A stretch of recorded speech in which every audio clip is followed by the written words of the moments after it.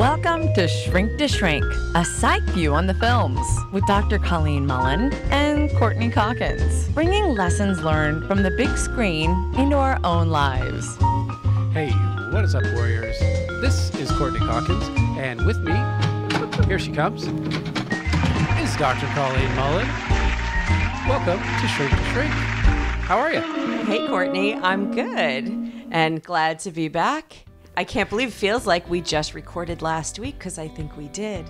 I think we did. This is a rare occasion where we have two episodes about the same show and in the same month. So, because it was just too rich. This 13 Reasons Why had too many layers. Last time we covered the suicidality and how to get help for yourself, for your friends, and all the blame and all the rest of it that goes along with a suicide. And this week, why don't you tell us the areas we're going to be covering on this show?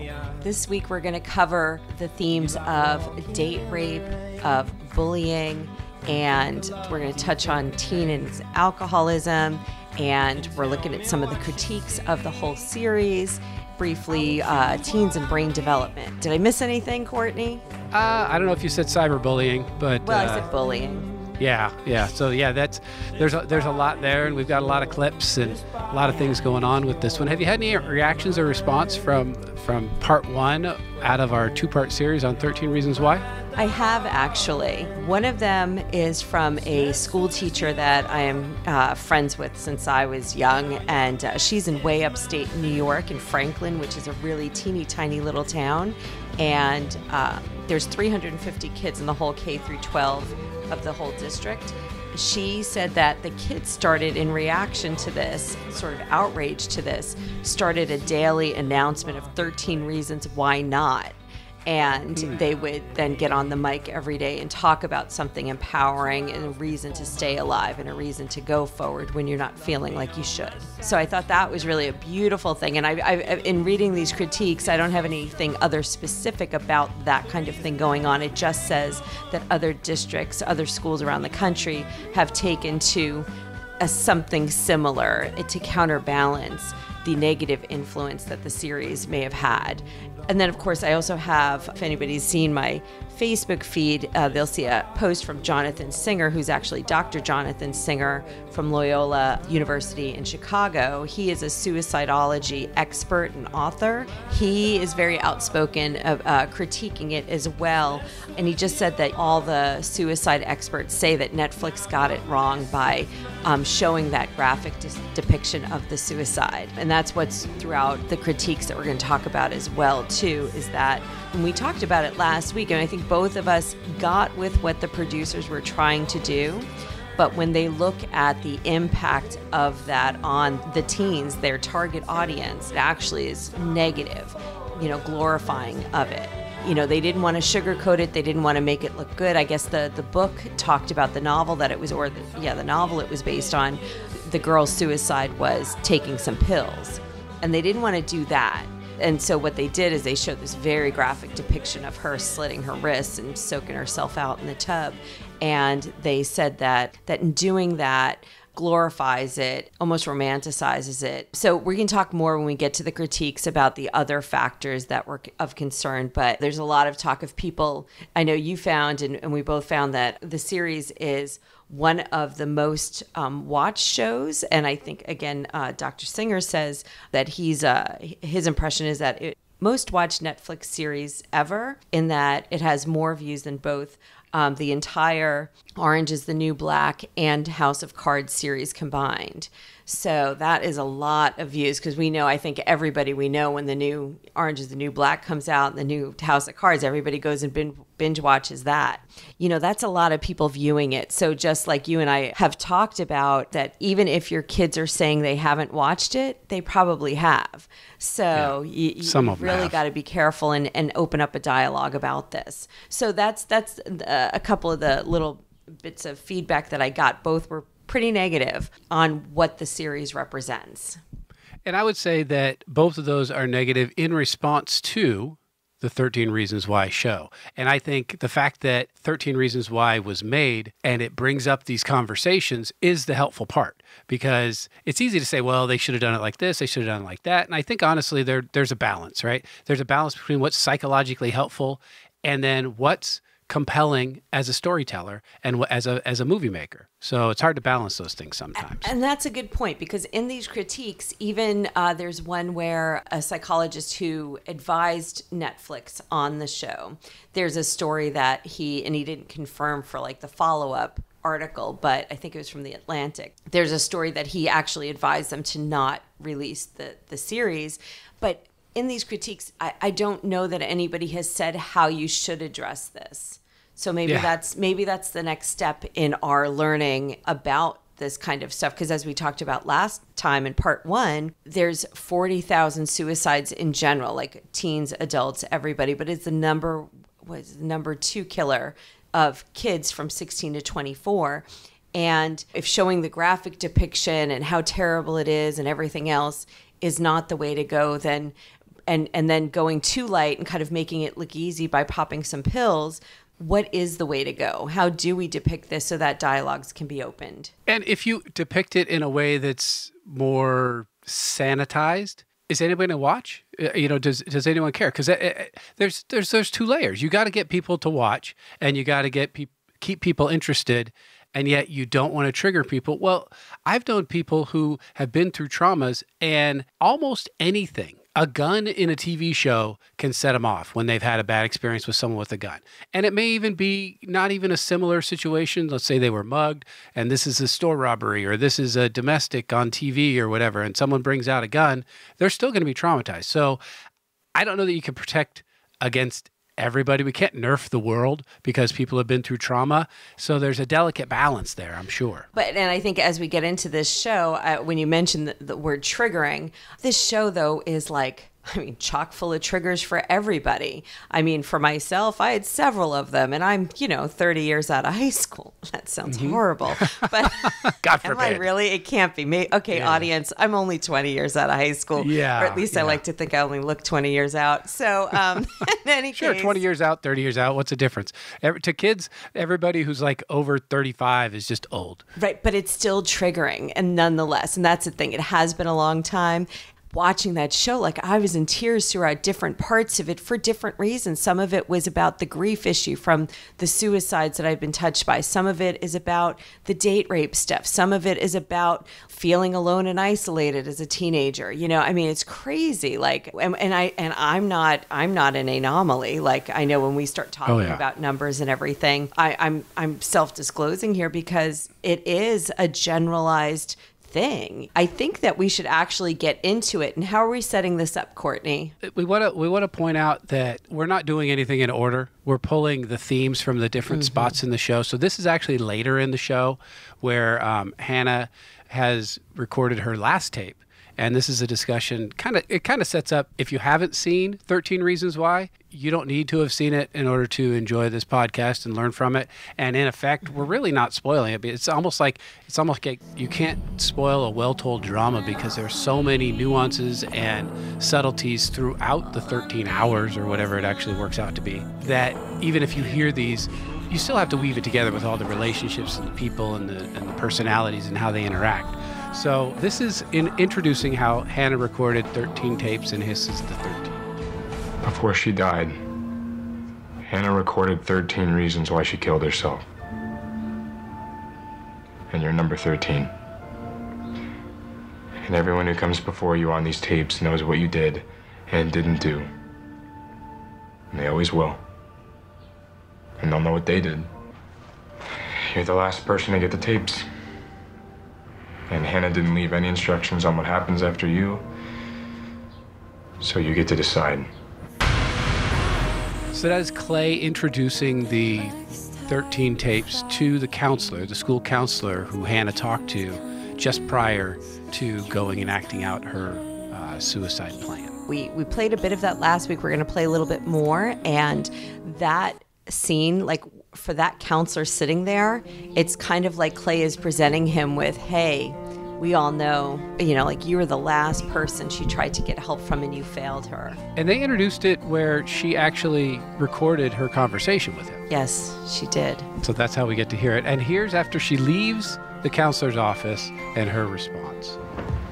She walked out of this office and she hoped you would come after her. Okay, I can have that for you. His door is closed behind me. Right, yes, sir. But you didn't. Okay, excellent.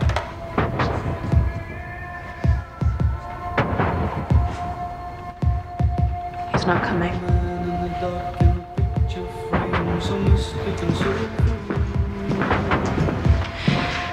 I think I've made myself very clear.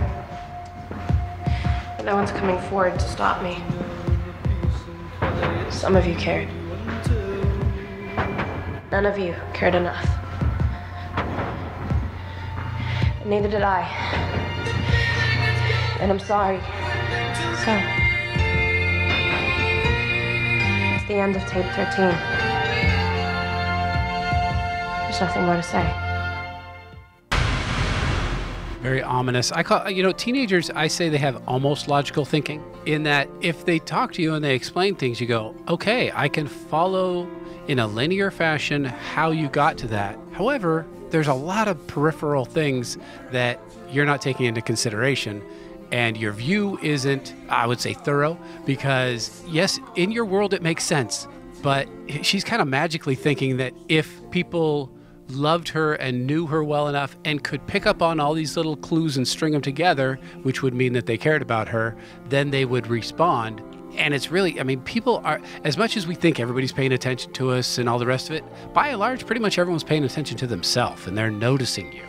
Well, and as you said, the linear thinking, right? It doesn't account for the gray stuff in between, as you said, the peripheral stuff, because they don't get, there's so many other things going on. And but there are even adults that I sit and talk with that I have to say, well, why are you personalizing this? Everybody has their own lives. You have 20 things going on today. That person has 20. And if you have 5 friends, that's 100 other things going on that need to be paid attention to, or 80 other things in addition to your 20. And when we think about it, then we take Hannah, and we say, well, is Hannah paying attention to the friend who was drowning herself after her date rape? Is she, in alcohol? Is she paying attention to other things going on? Because she is so self-focused because of her despondency. And that's what happens when you feel that despondency and that loneliness.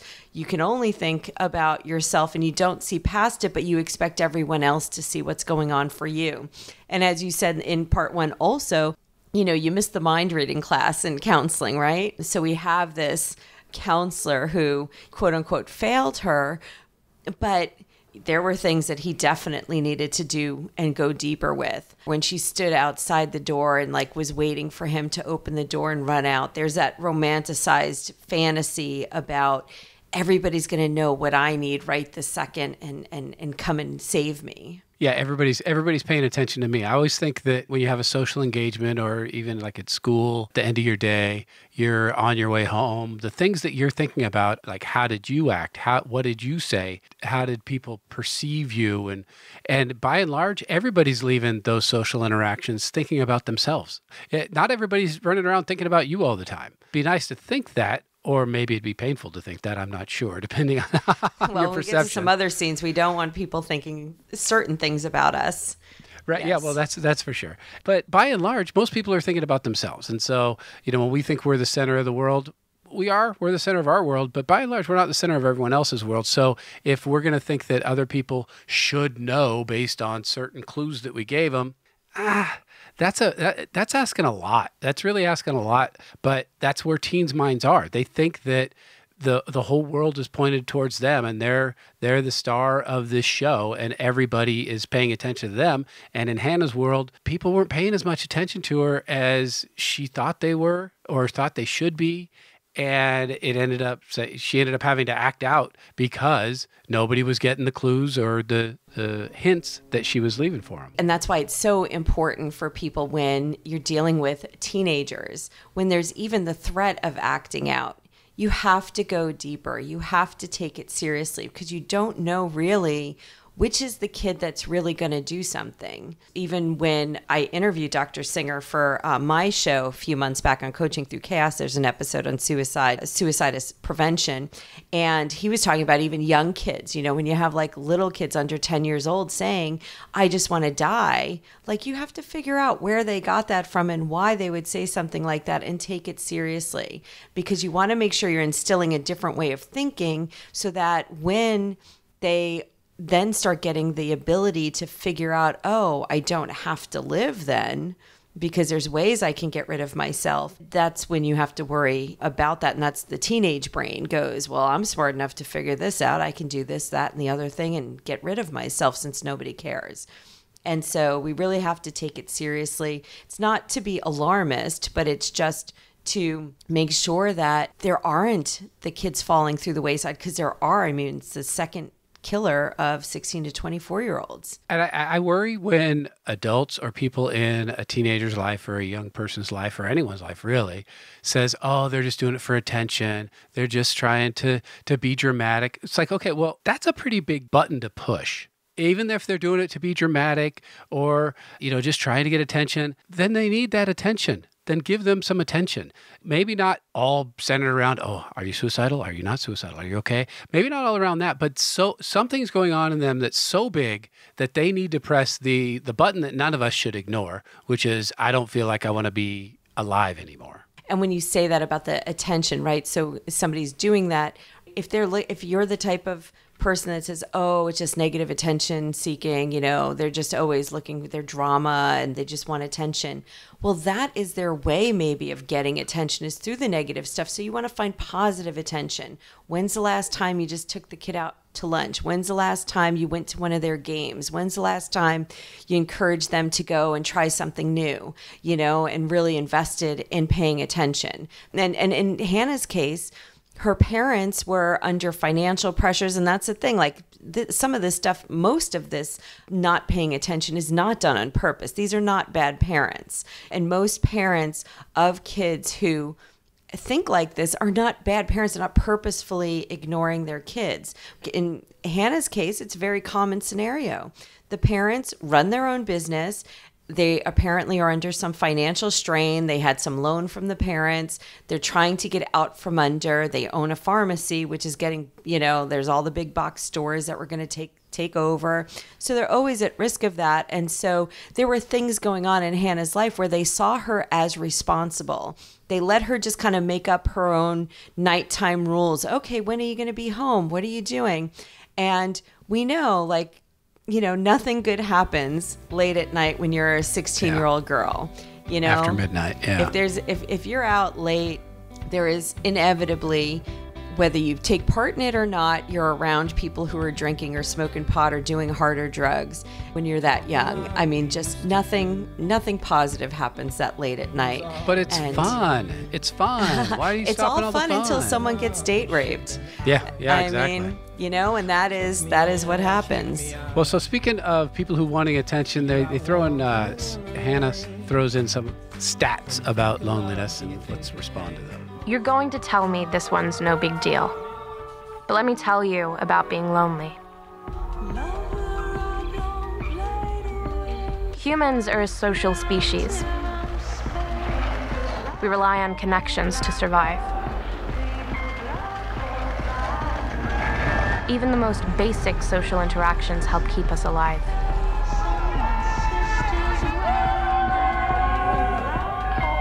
Statistics prove the subjective feeling of loneliness can increase the likelihood of premature death by 26%. If it sounds like I'm quoting from a school textbook, I am. So loneliness, even though they are more connected with their teenage friends than you and I ever were, it's constant. Snapchat and Kik and all these other ways that they have to be interactive. If I want to, like I had a bunch of teenagers over for 4th of July because they were, you know, they like teenagers. They had 8 plans, and you know, some of them didn't. None of them panned out, so they eventually came over to our house. But I didn't find out till 4 o'clock on 4th of July that they're going to be That you were having a barbecue. Yeah, I'm having a barbecue. I better go get some burgers. So the way that I was able to find out how all these teenagers were coming over was I turned to my kid and I said, well, go into your Snapchat group and find out what's going on. I'm not in that Snapchat group. That's how they stay connected. And so you think that they're not lonely, but they are, because these connections aren't real. I mean, they're real, but they're obviously virtual. So it's not face to face. It's not like sitting down and having lunch. It's these virtual connections, which can be good, but they run risk because it's easier to type something mean than it is to say something to someone's face. And it leads to a world where teenagers assess their value by likes and followers and fame. Which is such a crazy thing to think of, because you and I are about the same age. And of course, there's adults that get caught up in that too. But when you say that, like you just used a foreign word to me, a Snapchat group, I'm like, what is that? I can imagine what it is. That's because you're not popular enough. I haven't invited you. I went on Snapchat for 2 minutes and got like so discombobulated by how to even use it and what I was supposed to even do on it. I turned it off. But yeah, you're so old. I'm figuring it out. But the reason I'm figuring it out is because I have kids and I want to. But the reality is, Snapchat is not. It's not easy to let a parent in there for the same reason that teenagers don't do really anything on Facebook, because everyone's there. They want to have their own private world. Right. And that's where, like, yeah, I can hang out on Facebook and kill tons of hours there. But we started out talking about loneliness and how bad it is for us. And I went and I'm scrolling through here on my phone because I actually woke up to a video this morning. I think it's one of the current Joe Rogan podcasts. He had an expert in like men's wellness. It seemed like, I didn't catch the guy's name because I didn't realize we were even talking about this, but he talked about how loneliness is now deemed more unhealthy than, and what I found the article, it's from Forbes, that they question whether loneliness is more unhealthy than smoking or obesity. Because it comes with depression, anxiety, dementia, substance abuse, or schizophrenia and stuff, which that's a whole other talk. If we're going to say that if you're so lonely you can get schizophrenia, you can't. But of course, depression, anxiety, and loneliness, all that stuff can lead to suicide. And as we know, there's 40,000 people in the U.S. that kill themselves every year, and that is more than, what would we say, breast cancer, and I can't remember the other, and homicide in the U.S. So loneliness is an epidemic, and it you would think it's occurs less frequently in teens. Kids have way more friends than I have, but it's easier for them to be more lonely. Kind of extrapolate from like how things were in high school, and you put all the social media in there, and I work with teenagers and I go into schools still, today. And even as adults, like, I don't know, I have over 2,000 people on my friend list. I don't know more than probably 100 of them. It's just people that connect with you're connected to 200 and something people. Not really. But yeah. But somehow we are. It can really feel like, gosh, what am I doing? Like at some point I got to a point where my social media stuff, like I stopped really scrolling through because I'm seeing posts by people I don't know on subject matters I probably don't have any interest in, or just memes and stuff that I don't want to bother with. And so like when you're a teenager, you've got 500 kids right in your own class, and teenagers have way more than a few thousand people on their pages most of the time.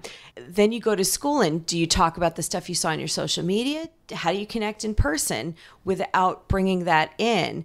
And you can imagine that, I don't know if we're leading into the bullying, but God forbid there is something negative, how just isolating that would feel. And I know like you and I, like we're out here, we get negative feedback at times. I know I had, out of all of the hundreds of students that I taught at different colleges in town, I have one negative review on like Professor, what's that, Rate My Professor? And the year, And the year that I found that, and I only have 3 reviews, but one of them is negative. I think I know which student did it. And this goes back years now. I haven't even taught in like 5 years. But I remember when I discovered it, like I got consumed with it. I went into my classes going, gosh, I need to make sure that I don't get more of those. And I need to understand, like, does that student, were they colluding with other students to write that? Did everybody think that about me? So we're going to talk about some things in the next couple of scenes, I think, on bullying. And so you can imagine if you've got the teenage brain, like mine can at least think logically and pull myself out of it and go, no, okay, it's one student out of a few hundred. It's no big deal. And usually the squeaky ones are the ones that wanted something out of me that I wasn't willing to give them. And I think the complaint was that my tests were too hard. And I say boo-hoo. Lots of students got A's on them, so too bad. And but still, 5 years later, here we are talking about it. It's something that still sticks out as like that's the negative thing that's floating out there in cyberspace about me. And when you're then facing those people every day, how horrific is that feeling? So let's, I guess, get into the clip. Yeah, the old-fashioned way was the classic writing on the bathroom wall. And this is the scene where the principal and the guidance counselor are going through the bathrooms of the students and discovering what is there. And much to the principal's dismay, it's not what he wanted it to be. Megan is a whore and what on earth is a cum dumpster? Well, so I assume, it could be a guy and girl, actually. Oh, Jesus Christ. I mean, these kids, they can't even spell and they come up with this shit. How have we never seen this before? Oh, well, faculty is not supposed to be in the student's restroom. I can call the janitorial staff and see if they could repaint these walls. Yeah, well, I think we should, although I don't know how this is going to calm Olivia Baker at all. Yeah. I'm wondering if her husband is any more reasonable. Well, I actually know Andy a bit. I shop at this store. I understand about the grief. Right? It's just the grasping for blame. It's just graffiti, right? Oh my God. So even, in the old ways, things would get written on the bathroom walls, or people would pass notes like they had that hot or not list of Hannah had the best butt. My kid is on YouTube. And YouTube is the world of negative comments. I mean, I was flipping through something this week. Yeah, and I was looking at my kid's name and then videos and whatever. And there are videos made about him hating on him and his videos. So so my kid, from an early age, I had to, I have a shirt that says "Haters Make Me Famous," and I had to switch his view early on. If he was going to be in the YouTube world, I had to help steel himself against these negative comments, because one negative comment, if someone posted a negative review on iTunes, I'd be like, oh man, that sucks. Even though I have a bunch of positive reviews on iTunes, it wouldn't really balance it out, because I knew my kid was going to be in the YouTube world and he was going to take heat no matter what. I mean, no matter what he did, if he was perfect, if there is such a thing, he was going to take hot heat and he was going to get hate. So unfortunately, whatever, kids are going to be faced with this stuff in some realm or another, and it can really hurt them emotionally.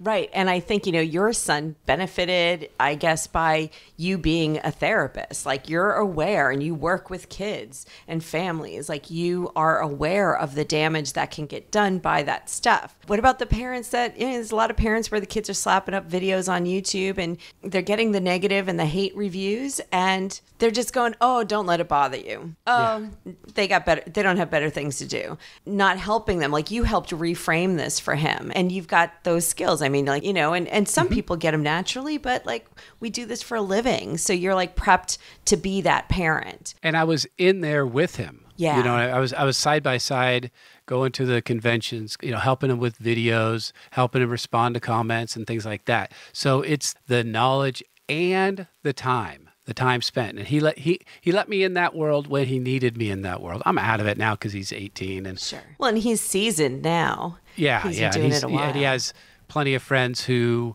do the exact same thing, and they all talk about how to respond to these different things. And by and large, the big thing, and it's easy to say but hard to do, is to give a bully zero attention. Mm-hmm. Don't respond, don't negative, don't even delete the comment. Just let it go on, and don't give it any attention at all. But that's easier said than done generally. And when you think of that stuff, right, so they, we're talking about the social media, but then the scene is that old school bathroom wall graffiti. So you're in there and it says Megan's a whore. And, so Megan's going to the bathroom and go, oh my God, who thinks that about me and who wrote that. So if the thing is don't give the bully any attention, she's still internalizing that, going, oh my God, but it's out there and somebody thinks that about me. And then what is she going to do the next time she's out with anybody? Like, and then the boys, if the boys know about it, then they have different expectations because, again, teenage brains, teenage hormones. Oh, she's a whore. Okay, cool. Which is ask her out. Yeah, let's go out with her, which was a theme throughout this show regarding Hannah as well, with the boys trying to get with her and eventually a date, an acquaintance rape happened. I'll talk about that in a minute, but just that whole the internalization of it all is probably where the most pain comes from. And it's gone from the old-fashioned face-to-face and the bathroom wall to internet and social media, and here's how they talk about it on this show. Yeah, Kat was the best. When she moved, it sucked. I leave friends behind every 2 years. We're always moving. Parents on the lam. Dad in the Air Force. So you're always the new kid. I had this friend, Amy. I told her everything, including my whole series of embarrassing sex dreams featuring various Avengers, including Scarlett Johansson. And then one day, the moving trucks come and I'm like, bye, don't tell anyone about that Scarlett Johansson thing. But she posts about it because that's the only communication you ever have anymore. And of course it ends up getting around your new school. And gets completely twisted. So you end up that girl. I am so that girl. I'm that other girl. So there's no escape once information about you gets out, even if you move towns. And she said, well, and the I am that girl thing. So there's this hashtag of I am that girl. And I looked it up because I had a different impression of what it was. I think what it started out as and what it morphed into are two different things. My impression of it was kind of like empowering to kind of own who you are, like things happen and you may not always be like, well, and now it's empowering because it's about girls standing up and admitting when they've had like date or acquaintance rape or bad things happening to them and things like that you're not ashamed of that because you didn't cause that to happen. So I am that girl. But if you look it up, it actually says something about like it's the girl who demands the most attention and gets and in the end all the rest of the girls hate her. Oh. So I'm not quite sure. It's hard to look up the meanings behind hashtags. When you put in the hashtag and you look up the meaning, you get the hashtag and you get all the pages with the hashtags, but you don't get the original meaning. So if anybody's listening, shout us out with a link to what the intention is behind I am that girl for accuracy. In any case, they talk about how the whole idea is that people communicate, but they're not communicating. They're posting, but they're not communicating. I mean, how many times have you posted a picture or something in Facebook and then you start getting comments and you're like, oh, you just looked at the picture. You didn't even read what I said. You're responding to the way the photo is, not that I said, oh my gosh, can you believe how awful this is? And now all of a sudden, people are responding to how awful it is on the feed. And you're like, that's what I said. Why are you arguing with me? I'm on your side. You didn't read. There are a few words and you didn't read them. That's right. Well, look what happens when we just even on Facebook is the best for that because it is visual. And people don't read it. So even when we post about our podcast, right, we can get a ton of likes, a ton of whatever, but people aren't clicking and going, oh, I want to listen. They go, oh, that's cool. Really? Yeah, there's a picture. You didn't listen. Yeah. So how do you know if it was cool or not? And see, and for me on Instagram, I use my like as a kind of a marker to where I was last time. So when I get down, I've already liked the picture. I'm like, oh, okay, I've seen all the pictures in my feed. Doesn't mean I like it. I just saw it. That's all I care about. They talk more about the influence of social media and how kids use it in this. Like I said, we're a society of stalkers. We're all guilty. We all look. We all think things we're ashamed of. The only difference is, Tyler, you got caught.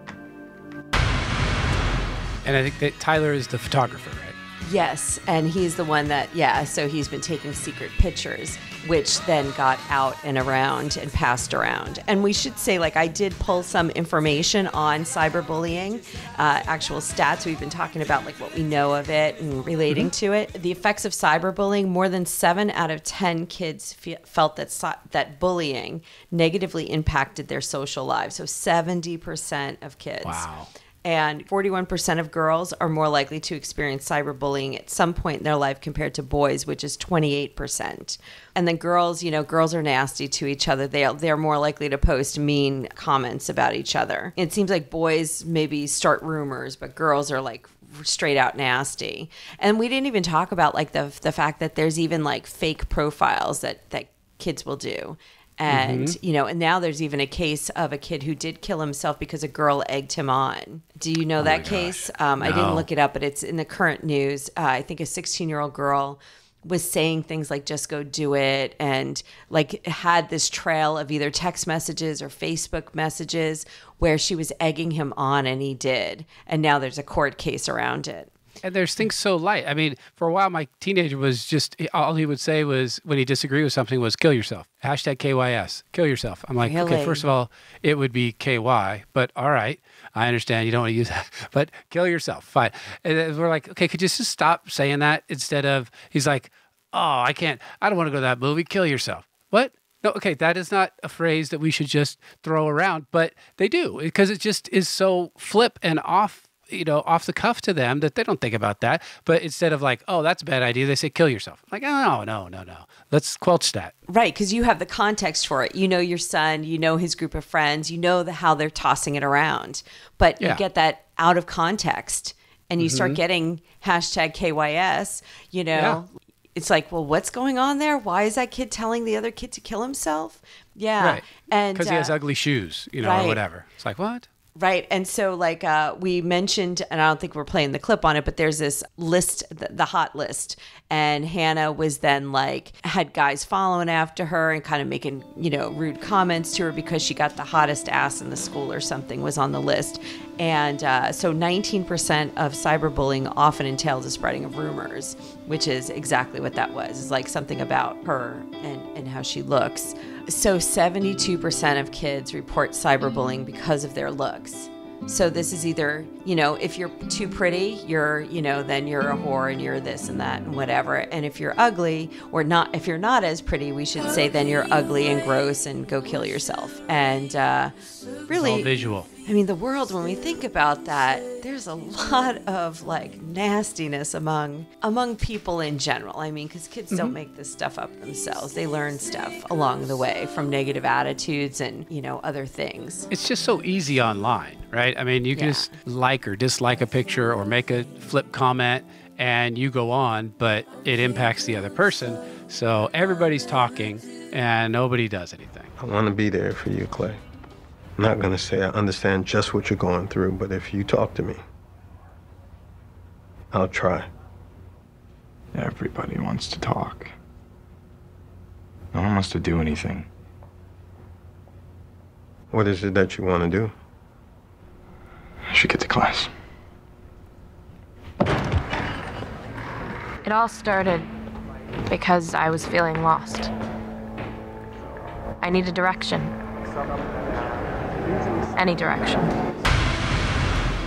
That's what it is. Like we all want to discuss things, and we've all seen Facebook and other feeds where people want to get into these big arguments and big debates, and it's like, yeah, that's fine, but what are we going to do, right? I mean, if the people who are posting, oh, I'm really, anti whatever cause, it's like, okay, well, that's great. You could be anti that cause, but what are you going to do about it? I mean, posting online is not doing something. No. That is not it. You have to actually invest your time, energy, and money, not just your characters. Right. If you see something, do something. Right. Yeah. And I left that last part in on Hannah because I think it leads to what is the hope, which is the direction and purpose. Like if my kid wasn't posting for advertisement and money and kind of as a job, he could easily just, he said it many times. He says, oh, all this cyberbullying, everybody gets so worked up about it. Guess what? Turn it off. Turn it off. Close the laptop, walk away, and go play a game. If something's really getting to you, get away from it. Why would you continue to put your hand in the shredder? It's all digital. So just let it go and go have a real experience. And that giving direction, that's one of those things when I was saying about like when kids are seen as like her parents, Hannah's parents saw her as responsible and able to manage herself. kids need direction, and they respond even if you have a curfew and you get mad and they fight you over it because you want them home at 9 o'clock or 10 o'clock when they're 16, 17 years old. They might be able to handle themselves past that. Maybe they'd come home at midnight if you set the curfew at midnight. But if you say, oh, just use your judgment, just be home at a decent time, they want some structure. They respond better because then they see that the parent pays attention. Because if mom and dad are like, okay, well, just be home, when you want to, and they go to bed, they don't know if the kid came home at 2 drunk, or they don't know if the kid came home at whenever. And just they want guidance. They want direction. They want someone saying, I pay attention to you and I want to give you some guidance on how to make decisions in life and what's going to be safe for you. And at the same time, they resist it. Yeah, but that's part of the growing up. That is part of the teenage brain. You got to come into your own. You have to learn to make decisions for yourself. But if you are left to make decisions for yourself before you should, so Hannah with the self-employed parents and stuff was probably because she is a smart girl, she is responsible, she's got a job, all those things, she's probably making decisions on her own much earlier than would be really necessary. That's what I see. I don't know about you, but for as much as I still do work with kids, they're few and far between in my practice. I worked for years only with kids. Now I work primarily with adults, and a lot of the work that we're doing is about the fact that they didn't come equipped with rational decision making. They worked out of fear, out of how do I get my needs met, because they were left, whether they had alcoholic parents and the parents weren't around, or they had just really hardworking parents, or really tight, financial stuff where the parents were burdened with having to be out of the house a lot. The kids are left to have to make decisions. So when they're an adult, they're in these relationships and things like that, and they kind of don't know what direction to go. And we work on what would you have needed back then? And how do you put some of that in place today? So this is not just about what happens when you're 12 to 18. This is what happens when you're 12 to 18 carries over to when you're 35, 45, And so it's real important for parents to kind of understand that just because a kid can do something on their own doesn't mean they have to or they should. Maybe they're doing it 80% on their own, and you're the coach on the sideline helping them out. All of these themes that we're covering today, from cyberbullying to teen rape to social media and the teen world, are all interrelated. But we teased a few of them out, and we're moving on to the teen date rape section, and really it goes back to the very, very beginning where this kind of slide, figuratively and literally, for Hannah started. And here's the clip that started it all. A rumor based on a kiss ruined a memory that I hoped would be special. In fact, it ruined just about everything. As you'll soon see. And stick around, Justin. I'm not through with you yet. I know you probably didn't mean to let me down. In fact, most of you listening probably had no idea what you were truly doing. But you'll find out. Oh, you know what? That kills me, that last half of that, every time, because you didn't know what you were really doing. What? Okay, so you have the definition of what I was really doing, but it's her perception of what really happened because of those events. Yeah, there's so many cringing moments in that. That was one, and we played one earlier where I was like, oh, that one just gets me every time I hear it, because you want to go, no, Hannah, it's gonna be okay. Things will get better. You can get out of this. You're almost out of high school and life will change, and you can tell somebody. There's kind of a wall of events that happened to Hannah. When I was, I actually talked to the teenagers who were over for the 4th of July barbecue the other day, and they were all standing around because it was too hot to go outside if they weren't going to be swimming yet, because it's over 100 degrees here. And so while I quickly had their attention, I said, hey, by show of hands, how many of you have seen 13 Reasons Why? And 2 of the people raised their hands, and they were both the girls, the only 2 girls that were there at that point. And so one of them was actually could look me in the eye and talk to me. The other one, I don't know if I ever heard her speak a word. So I said, so what'd you think? How accurate? And she went, yeah, kind of accurate. I said, what about okay, all of those things happen in high school, but I don't think they happened to one girl in 1 year. And she goes, yeah, it's not as intense, but all those things are around. And what happened to Hannah was one thing after another. And after the photo got out of her showing her underwear, she went down a slide, which was an innocent event that turned into something because a guy thought he was going to be funny and forward it to everybody. It led to Hannah being seen in a certain way. Yes. And that is how those things start. And you and I didn't have the ability to get our lives ruined by a picture that would get sent around to 300 people in one shot. Back in the 80s, we could have, a picture might come out. Maybe they took that picture and they'd show it to their 5 to 20 friends, but it's still not 300. It's still not girls, boys, everybody.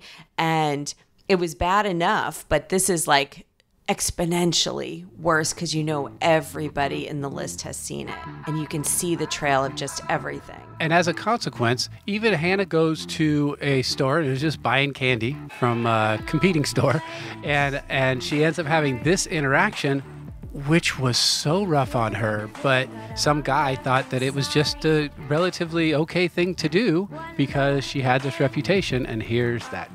But you buy candy here? Better selection, if your mom's counting my calorie intake. There you go. Did you just grab? Oh, no, I didn't. It's real tight. In the store. It's tight in the store. I don't usually listen to sophomore gossip, but for what it's worth, that list got it right.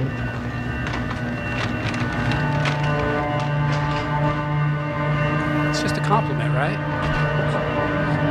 It seems like nothing until the hurricane hits.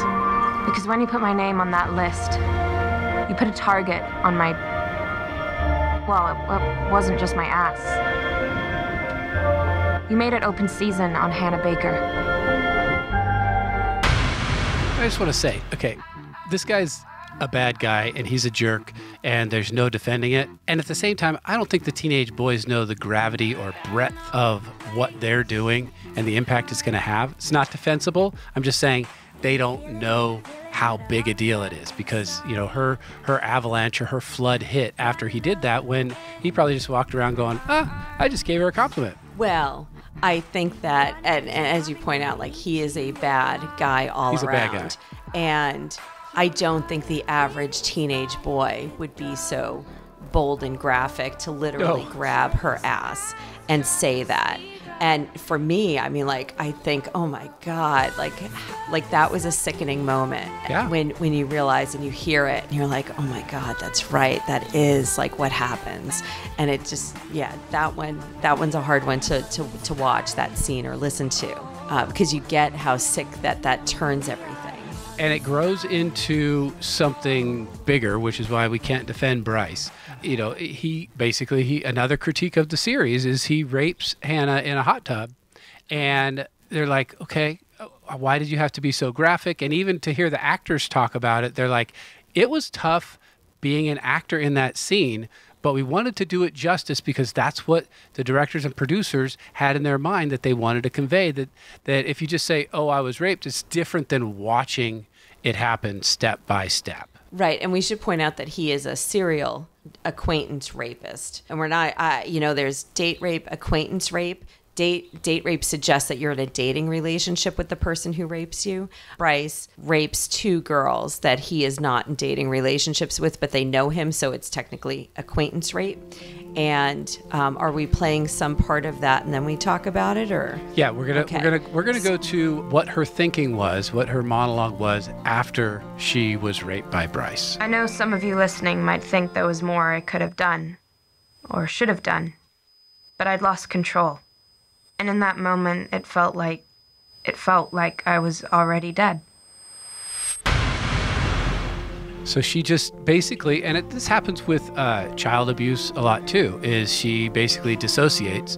Like a lot of people will focus on one spot on a wall or one sound or one, they just have to kind of get out of their bodies because their bodies are being violated and they don't want to be present for it. And so I don't know anybody who would say, well, okay, there are people, I just don't know them, who would say, gosh, you should have just done something. How'd you get yourself in that situation? Okay, well, that doesn't help. It happened, and now you're going to say, oh, well, you should have done this different. Well, maybe they'll do something different next time. But I think people get uncomfortable with the topic, and they just want to say, well, it wouldn't happen to me because I would do this and that differently. Why didn't you do this and that differently? Well, people say that until it happens to them. And again, this is another one of these subjects where I did find some other information, but this is stuff that we've been working in for years. 1 out of 5 high school girls have been sexually assaulted by someone that they know. And Wow. and what you're talking about, that fight or flight response, fight, flight, or freeze in trauma, all the teachers in self-defense say, oh, well, when this happens, this is what you do, and you should fight and, do everything you can to get out of there. But that's not really the reality of what happens. Yeah, if you're not prepared. Yeah, right, you're not prepared. And if we take her in the context of her life, she already knew. She was, not spoiling anything, she was around when she was present for another one of Bryce's date rapes. And she ends up in this hot tub alone with him at night, no parents around, no nothing. There's no place for her to go. Probably be actually much more dangerous for her to try to run at that point, because what's she going to do? Slip out of the thing and bang her head, and that would be more likely a physical repercussion than anything else. And so she does dissociate. She's already been traumatized. And when you've been previously traumatized, because she's traumatized, like, let's just say before, like, if we know nothing about her life except for that year that she had that led up to this, we know that picture getting sent around, the innocent kiss where she's coming down the slide and you can see her panties, like, that was an accident, but it was a trauma. By the guy sending the picture around, he traumatized her with that. Then the hot list of, you got the best ass in town. That's a trauma, because now it's all of that. Then there's reputation stuff. Girls think things of her, boys think things of her. So now she's in this hot tub late at night, no parents around, nobody else around, and the guy is forcing himself on her. She already thinks that she's not worth anything. She already thinks, well, this is what everybody expects of me, so here I am. One of the articles that I pulled, overview of acquaintance rape, they couldn't have made the character of Bryce more like it. I felt like they must have found this article and go, oh, let's make him this way. The 3 characteristics that they list, it's from the Network of Victim Assistance page, NOVA, is a propensity towards violence and problem solving. So we already know that he forces his dude friends to do stuff, whether it's pound beers or beat each other up and stuff. He is a big bully. Aggressiveness in intimate relationships. We already know he's already raped at least one other girl. And being overly demanding of partners. Again, it's that bullying that he does. And as soon as I saw that, I was like, oh, this is exactly Bryce. And basically the portrait of a domestic violence abuser. Oh, yeah. I mean, this guy he's definitely not going to be free of the 911 when he gets, when he's older. That's true. And in typical response, because we're not playing the other scene of the earlier rape, correct? Correct. What happens is that the first girl ends up then daily drinking and starts drowning herself in alcohol to cope with what happened. And because she doesn't get help. And Hannah didn't either. And that is very typical. Most acquaintance rape victims never reach out for help. And a lot of times it's because they feel like they were part of the problem. So in the first scenario, the girl was drunk. She was at a party. And that's how it happens for so many women. So to the guys listening, the next time you're at a party and you've got more than 5 women there, know that at least one of them has been sexually assaulted by an acquaintance. It's kind of a weird thing to think about when you start looking at prevalence rates of things and start looking at your social circles, going, gosh, I wonder who it is. So many people don't get help. And one more thing I want to say on that, because I know I'm trailing a lot of this, but it's something I feel strongly about, is that once you've been assaulted once, you are more likely to be assaulted at least 2 more times. Wow. So it doesn't work to say, all right, I'm going to go out and get self-defense and I'm going to start carrying mace and I'm going to see the situations before they develop because I've been down that road. It actually leads to more victimization? Or is it just because that's the type of person who doesn't see their surroundings as dangerous when they should? Well, there's that trauma response, right? Where you don't see that. That's a good way of putting it. I always talk to my clients about like your alarms don't go off. And for as much as like you could get, I talk about like an elevator, you're on the ground floor with someone else who hasn't had trauma and you start piling stress on or situations on that are dangerous. Somebody else might get off at the 3rd floor, but you won't even feel the stress until the 15th floor when it's already way past the ability to get yourself out of it. So there is that when you've been traumatized once, you're desensitized to the warning signs. And that's why when you hear, people talk about, oh, I didn't see the red flags in that dating relationship. I want to learn my red flags. Very common thing for both men and women. They go, I want to know what's the signal that I shouldn't be here and I should get out of this relationship. Those are the things that don't ring for people who have been traumatized. Something about their resiliency too, right? So the first girl who ends up then daily drinking and drowning herself in alcohol for a while, we'd say she didn't have the resiliency and the coping skills, right? Because she didn't think she should say something. She saw herself as playing a part in it. She was mad when she realized what the situation really was and realized that her own boyfriend had a part in it, and then just didn't know what to do. So she imploded on herself. And that is what happens. And so that girl, you could see how like during the course of that time that she's drinking and not caring about herself, she's going to be in places where she can be easily victimized again. She'll be at other scenarios with other drinking. I think at one point she even went, she didn't know it was him at the time. See, her memory was foggy, so she didn't even know it was Bryce, and ended up then being close to him again without realizing that he was the one that raped her. Oh, I know. You're talking about the alcoholic girl, the not first Hannah. Girl, yeah. But then with Hannah knew somehow. It was almost like a self-fulfilling kind of like, I don't know, like setting herself up to go like to confirm this is what everybody thinks of me. Again, another really hard one to watch. And we've talked a lot about all the different things that Hannah has been through. And you could see how it would impact her as well, clearly. I mean, we end up with Hannah committing suicide. But at one point, she's kissing, making out with Clay, a boy she likes. And as much as Clay was in the moment, everything's right here, right now, and you don't think about people's history and people's own experiences. Well, this is in her mind when she's on the bed at a party with Clay and they're alone and they start to kiss. I wanted you to do everything you were doing. So I don't know why my mind took me everywhere else. And I thought of every other guy. Justin finger you, but that you went down on him. Sometimes it's better to wait. I mean, you made the obvious. They said you had the best. I hear you two like a guy between you now and then. Justin fingered you, but that you went down on him. And they all became you. Thought you were easy. Thought you were easy. Stop it! Hey, I'm sorry. No, just stop, okay? No, just don't! What happened? I thought it was okay. Hannah, I'm so sorry. Just leave me alone. Okay, just leave me alone, Clay. You should just go. Part of me was saying, please don't leave. Part of me never wanted to see you again. Are you all right? I don't want you here. Get out. Hannah. Get the fuck out! But you walked out the door. Like I told you to. Why'd you have to leave? It was the worst thing ever.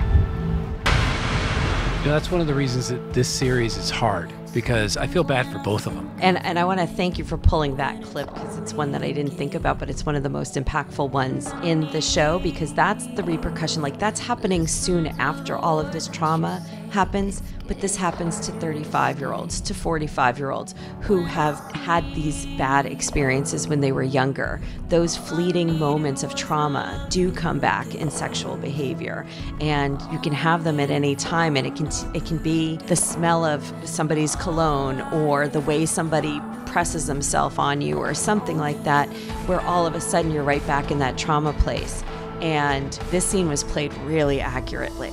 For as difficult as it was to listen to, it was really accurate. Clay had no idea what was going on, and he thinks it's him. So he leaves because he goes, oh my God, I've done something wrong to her. And the last thing he wants to do is harm Hannah because he loves Hannah. Mm-hmm. And Hannah loves him and wanted him.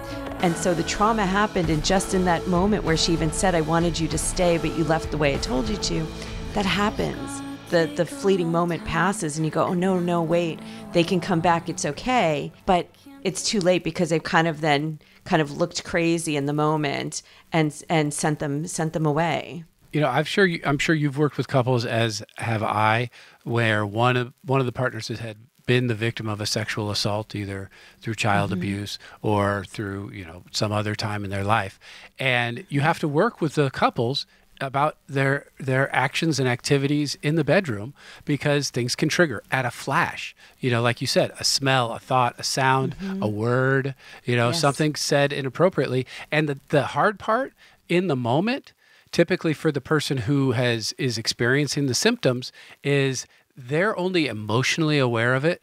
They're not cognitively aware of it at the moment. So they have this emotional response and they say, what's wrong? Well, you're asking them to switch from their emotional, visceral part of their brain to their thinking part of their brain, which they can't do at the moment. So they can't tell you what's wrong, and they can't tell you what happened maybe until later or until they've calmed down, because they have this PTSD flashback response in the moment. Unfortunately, like as you mentioned, the work with couples, there are definitely people out there, partners, who then think, oh, well, I have to make sure I don't do that again. And it might not happen again for 10 years, or it might not happen for 5 years, whatever. It may not ever happen again mm-hmm. with that partner. But sometimes the partners go, well, now I don't know how to touch her. I don't know what to do. I don't know how to do this, because if I do that again, that's going to do it. But they've done that 100 times and it didn't set off the trigger. It's just when the trigger happens, it's because of a conglomeration of effects. And 1 out of 5, and I've talked before, like I'm definitely one of those people that have gone through that. And so that's why like that scene in particular is something that is really accurate. Yeah, I just know as being a teenage boy and also have worked with teenage boys, it's very, very confusing when you're making out with a girl, because you get no, yes, no, yes, and you're like, what the heck? I don't know if it's no or yes. And all I can think is yes. So boys get focused, let's say, in that moment, right? They hear the yeses. Yeah, and they're not hearing the no's, and they don't understand the no's. And she was saying no, yet meant yes, but really meant no, but did mean yes. But yes, I like you, but no, let's not do this right now because it's not a good time for me or whatever. Clay is, the perfect representation of, I you know what? I'm just going to go. You're saying go, I'll go, and that's probably what he should have done. That is what he should have done, because you can't listen to someone saying, get the fuck out and not leave. And he was scared. He thought he did something wrong to her, and he didn't want, and he knew what all the stories, and he didn't want to play into it. So he was like, well, if I've done something wrong, then I'm going to go. He doesn't want to be part of the people that are hurting her. People who have been through something that's traumatic, their brain chemistry releases the neurochemicals, which force them to either fight, flight, or freeze, and they cover that in the 13 Reasons Beyond episode. Whenever someone is faced with a major trauma, they have the fight, flight, or freeze response. They will either fight their way out of it, run away from it, or freeze. And especially if there have been accumulated trauma in the past, then one of the more likely option would be to freeze. And that's what happened with Hannah. She might even dissociate a little bit. A lot of times victims of trauma talk about feeling apart from their body. She goes blank. You see the light go out of her eyes. She's completely lost her sense of self at that point.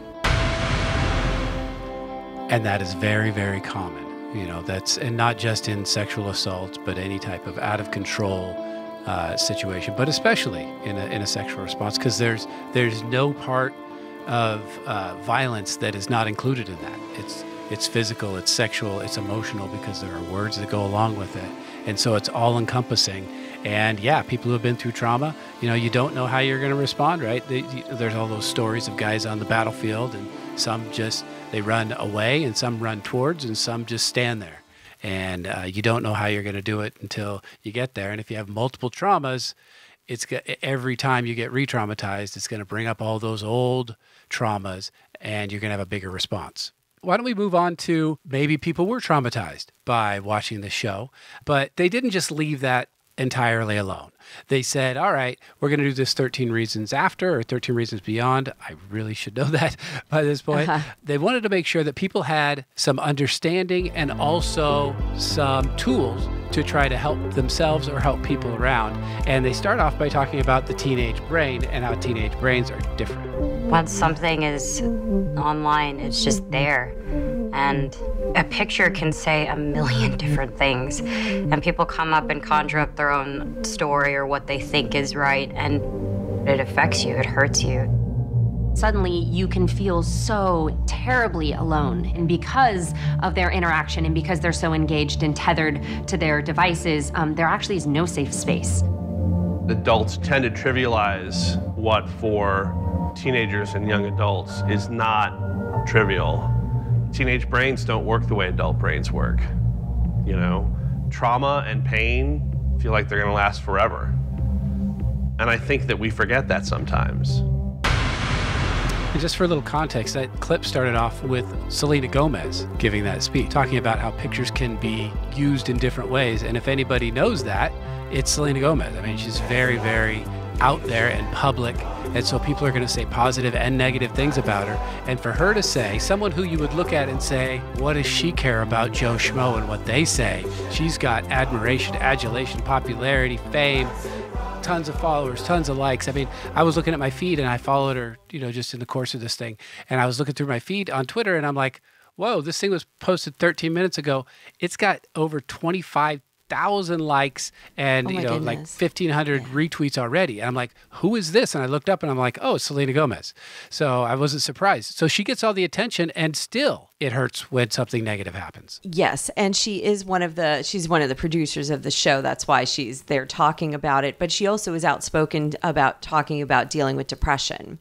So that she's had her own depression. So and that also is that counter also, like life looks like something on social media. And she's a girl who looks like she has everything from such a young age, and yet she finds herself depressed. And so then you're dealing with how do you reconcile the two? What's wrong with me that I'm depressed when I have everything any girl would ever want in life, right? If you want to be a pop star, Yeah, she's iconic. And as you say, and all the adulation and everything else, that she's somebody who is this public figure who also has this private side that has not been as great on the surface as this public persona. And then they're talking about the brain and the tunnel vision. And that's what I think you and I, when we first started talking about this, I had watched the whole series and you hadn't seen it yet. And I remember just saying like, hey, the tunnel vision in this is just crazy, because I think that's the thing. We're born with some resilient traits. And one of them is being able to see the bigger picture. And when you're 16 years old, you don't see the bigger picture. The big picture ends at midnight tonight because all you have is today when you're that age. And your big picture is 24 hours and that's it. And sometimes it's even smaller. Sometimes it's like the only thing that you have is this moment. And and that's great for mindfulness and kind of getting a person away from, catastrophizing about the future, is kind of reminding them that, you need to stay present in the moment, but you need to be able to see the big picture. And the teenage brain isn't able to do that yet. And we know now, it's not my strongest point of psychology, but talking about the frontal lobe, that the frontal lobe isn't developed. And that's where we have insight. That's where we have understanding of our consequences. There was an interesting study that was done by research at the University of California, Los Angeles, UCLA. They found that the area of teens' brains that are focused on reward processing and social cognition, Okay, so understanding what makes them feel good and thinking about social interactions. They are similarly activated as when they think about money and sex. So money and sex, which we know are huge, strong motivators. Hello, we live in America and capitalism and, sex and money are our gods. Well, the brain is similarly activated in teens when they think about other rewards and social cognition. And when they view a photo receiving a lot of likes on social media. So their brain is activated the same as money and sex and likes on social media. And then knowing that, it's also the same place then that addiction is up there too, because addiction lights up in the same place when we see the picture of someone that we have strong feelings for is the same place in the brain. I want to say the amygdala. Don't quote me on that. I didn't even know that when you see a picture of somebody that you have strong feelings for, that the brain was even involved. But that's because I'm a guy. Oh. I always think it's all below the waist. So at least that's for a guy. It's so interesting. I actually, when I was an undergrad, this is going back a long time, when I was an undergrad, I was a research assistant where they did fMRI studies, so functional MRIs, which means that they take how your brain looks. So they would show, and this was back in the days, I used to think that the show, it's a long time ago, but the show Blind Date, do you remember that show? Kind of, yeah. That I used to think that it was based on that research. My professor was Arthur Aaron, but he worked with Helen something at Stanford. I was at Stony Brook in New York in the 90s. And she's like the love doctor. She does some TV specials and stuff now. There's a couple of studies, but what they did is showed a picture of someone that they had affection for, someone that they didn't know, and a picture of someone that they knew that was neutral. The brain lit up for the person that they had the attraction to, that they had the relationship established with, like lit up. And I think it's the amygdala, and which is where love is in the brain. Then there were the things when I said the Blind Date show. So for those listening that are, kids of the 80s and 90s, you might remember that they would set up couples that didn't know each other. So a first date, they'd give them some activity to do and then give them some alcohol and see if they would get together, It's basically they'd go on a date and then drink after the activity. But sounds like The Bachelor. Well, yes. You know what they found, which is kind of interesting. So for those that are single out there and dating, go do something with an activity with the person. You don't need to have the alcohol, but when you put two people together that didn't know each other, that had a neutral rating for attraction when they first met, you put them together and give them an activity to do, they were more likely to be attracted to each other at the end of that activity.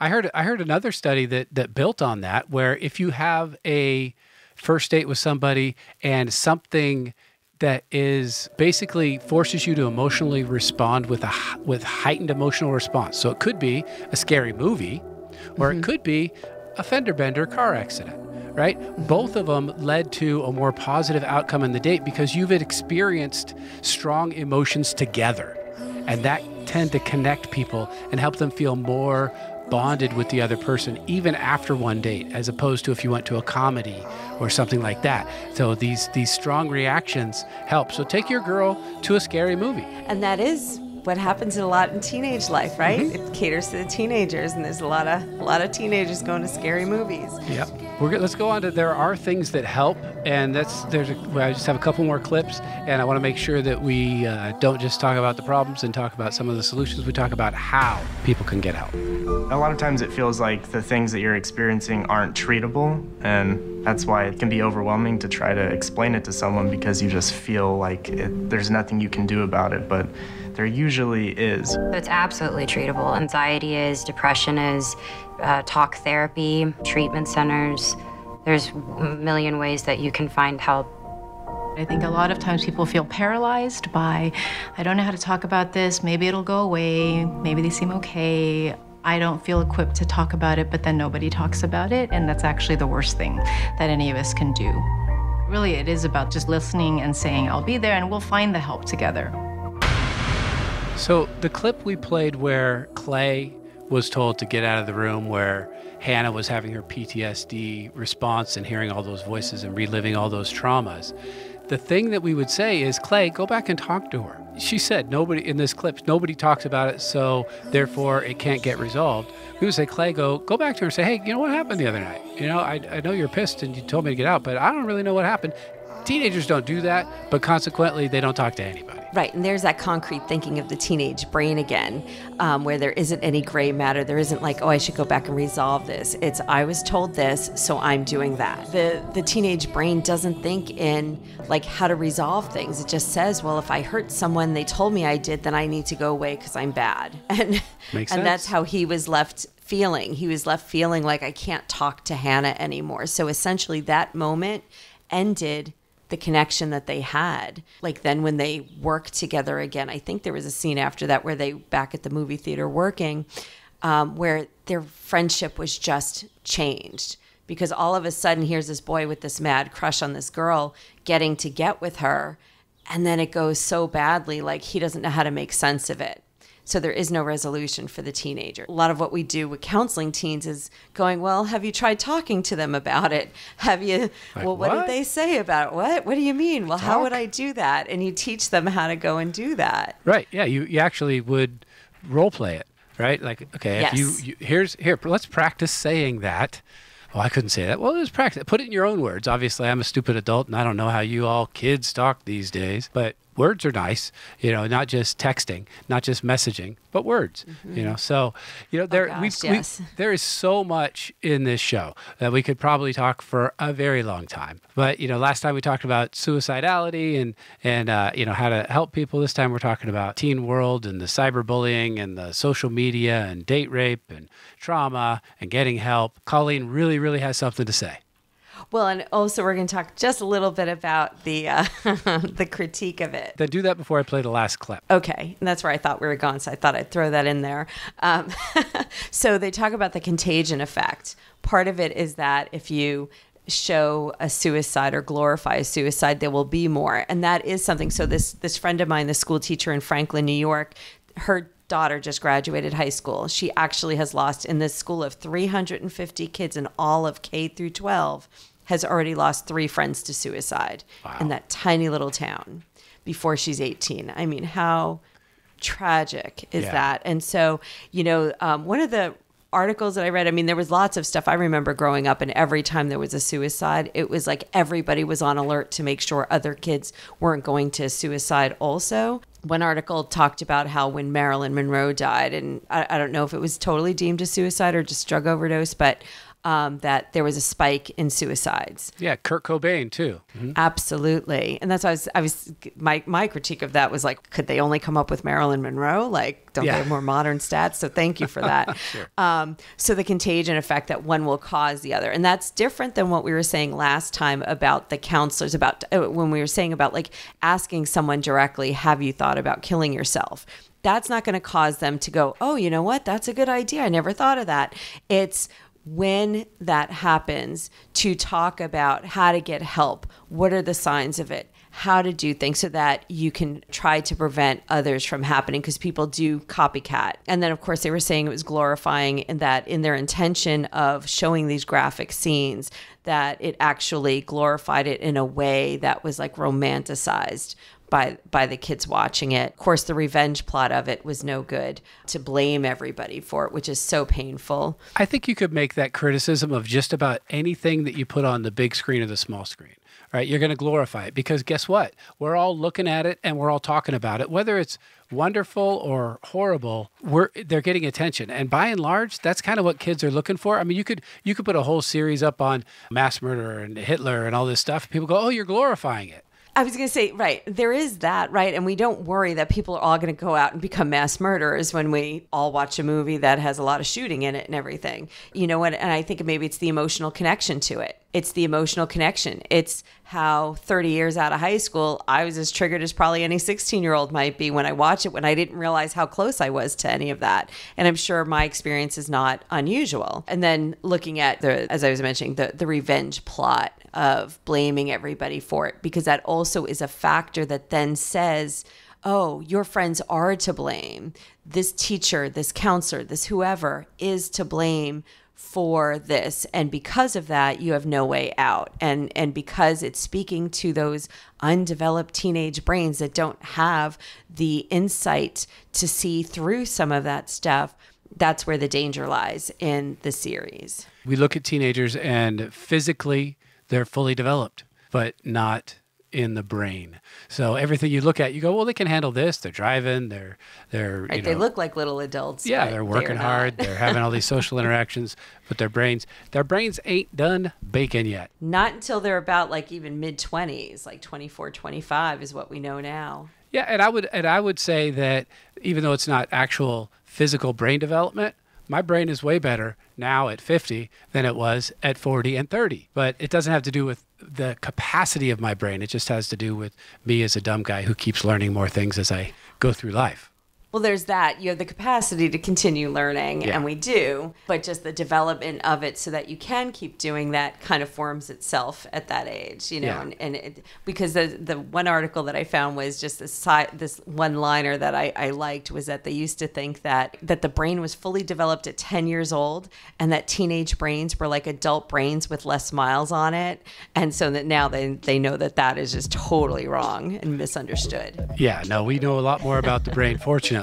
Okay, so one thing we want to do is make sure that we don't leave people with no way to address some of the things that we've discussed here. And if you've gotten triggered or whatever, or even if you just want to have this resource in your back pocket, we're going to put stuff in the description. But there is also a great clip that they play, and I want to play it. I think I even included it the last time. I just don't want people to be kind of out in the lurch. If you haven't listened to the previous one, I want you to hear this again here too. There's absolutely nothing wrong with saying that you need help. And if you need help at all, you can go to 13reasonswhy.info to find an organization in your area. You can help others by spreading it as well. And I'll add that, you know, in this world of social media where our kids live on their phones and in these different apps that adults don't necessarily know about. We could probably do a whole episode on this balance in parenting. It's like, how much do you get involved to be involved and understand, kind of like we talked about with me and my kids sitting down in YouTube, and how much do you give them freedom to learn and understand? So how much do you just put their phone in their hand and say, you know what the right thing is to do, don't do anything stupid, versus I'm going to monitor your phone so that I know that you know that I know that we're all paying attention to what you're doing. There's no secrets out there online. But how much does that relate to trust? Well, I've ran across a couple things. Some parents try to monitor their social media with apps of their own. Bark apparently is an app that will monitor 20 different accounts on social media platforms. And then, there are iOS and Android texting accounts and email accounts that will give you alerts for potentially risky behavior.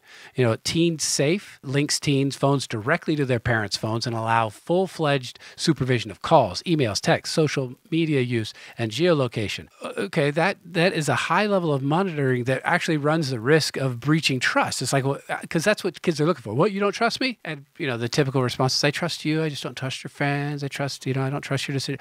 Whatever. It's at a very difficult times where kids can make adult mistakes with this magical phone that they have in their hands. So you, as a parent, you have to, there's also 7 other apps that are for teens that will say, here's a vault. Here's a password that you can give to your parents so they can look in your vault, and still not show them this subcategory of, so if they say, you have a vault on your phone, show me the password, get me in. And they're like, okay, this is Mom 101. That's the password for all the things I'm okay with Mom seeing that is secretly held in my, so for every monitoring chance, there is an opportunity for kids to outsmart them with another app. So in the end, it comes down to, let's have lunch and let's sit and talk about what's going on face to face, not just me hovering and helicoptering all the time. Yeah, I don't know. I haven't met too many parents that use the apps to do the monitoring. Where I have found that parents, and I'm speaking from people telling me because I am not a parent and I've not gone through this, but where I hear parents having the most success is when the kids know that, like, the parents say, well, I get to monitor your stuff, so I get your passwords and things. Like, the parent doesn't, it's not like come home and like show me your phone every day. It's kind of one of these things where, like, every once in a while, that intermittent reinforcement, like, hey, let me just take a look at your phone. Why don't you give it to me today? And they go through it to kind of just make sure that things are pretty good. And the second time that your teenager hands you the phone, the teenager knows what you're going to look at and knows how to secret it so that the second time you look at it, you're not going to find those things that you got mad about last time. Okay, so then I think that those apps, like one of the ones that you say, like, monitors and can alert, I think sometimes when we know that something's on our phone, I know you're going to counteract this with the other thing, so I'm just waiting for it anyway. But when you just have this like thing that's just sitting there that people can access at any time, maybe it'll do better. I mean, that's the intention behind it, but I know you're going to say the kid will put the vault on it and just show mom and dad what they want to show them. Of course. So I guess there's no real way. There's always a way to hack something, especially in the digital realm. I mean, and that's okay. So as much as we focused on that stuff, the thing that's indicative of how your kid's doing is how your kid's doing in the 3D flesh world. Are they becoming more withdrawn? Are they not talking to you? How's their eye contact? How's their social activity level? How's their emotional state? How easy is it for them to get triggered and to respond in a huge emotional outburst? That might tell you a lot more than looking through their phone. Now, if you look through their phone, you're going to see that they're saying, they're having negative things said to them, or they're going to be hurt or whatever. But really watch how your kid's doing. I mean, there's no vault on, there's no formal vault on real life. I mean, we all have things that we walk around knowing and not saying and not acting out. Teenagers aren't as good as adults at segmenting their life. So really just pay attention to your kids. Stay in contact with them. Throw the ball. Go out and have a cup of coffee. Kids don't drink coffee. Go out and have a Dutch Brothers with them. Do something where you kind of actually get to get face-to-face with them, and that'll give you a big clue on maybe where their social media world is also. I will let you go on that because you are the parent expert in this field. That's scary because I have in my head I think it would be a well-received in just about any town presentation on how to keep your kids safe in the digital world. The problem I have with it is I don't have the answer. I know that it's a big need out there and all of us parents would flock, we would pay, we would log on, we would do whatever, but I don't have the answer. I've watched and I pay attention and I listen, but I don't have a definitive answer. Well, so here's an add-on to that is no matter what you do, you can't rely on a gadget doing your job for you. Keeping your kids safe, yes, it's a team effort, whether it's you and, the other caregiver, whoever that may be, and an app and the school personnel and a counselor, whoever. It's a team effort, and the biggest thing parents can do is not rely on technology to help them parent. Yeah, even if it's about technology. Yeah. Right. You need to be able to understand, as you are so good at pointing out, there is always a way around the rule. Yeah. And the teenagers, they might not be insightful, but they might be clever and can find the way around without understanding the repercussions that can leave them in those dangerous situations. If you want to find out more about Shrink to Shrink, we are there on Shrink to Shrink at Shrink to Shrink on Twitter. We're also shrinktoshrink.com. I'm QuadFather MFT. I have a Quadcast podcast with Swanee, my buddy, and we just joke around and have fun and tell stories from our lives. And Colleen, you have another show that people would be interested in, I'm sure. I'm on Twitter. I'm at Dr. Colleen Mullen. Oh, and also on Facebook at Dr. Colleen Mullen. And I am the host of the Coaching Through Chaos podcast.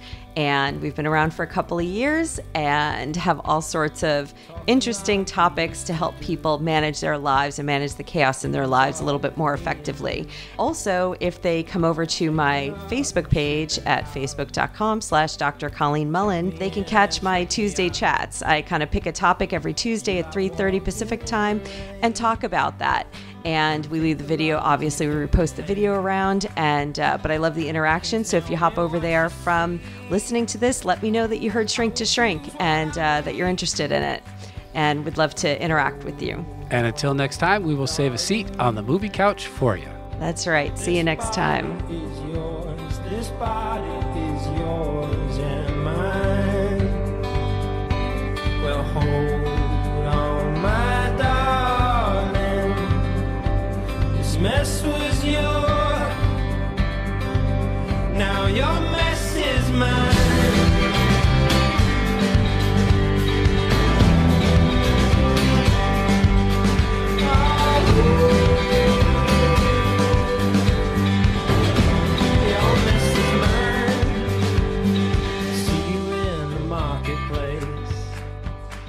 Walking around at 8 a.m.